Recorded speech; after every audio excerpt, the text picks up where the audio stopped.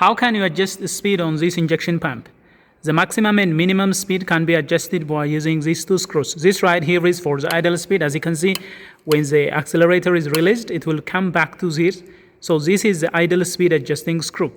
If you loosen this lock nut and tighten this, you are going to increase the idle speed because acceleration is to this direction.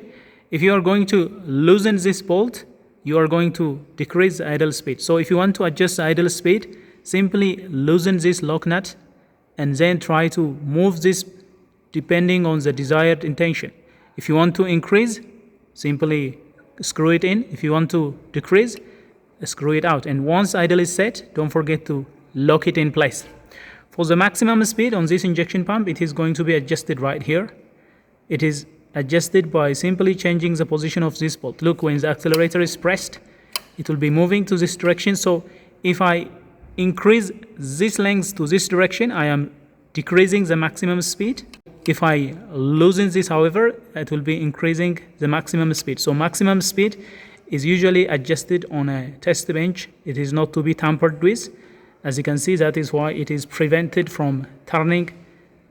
Otherwise, you have to remove this protection in order to access the bolt. So this is how you can adjust the maximum speed and the minimum speed on this injection pump.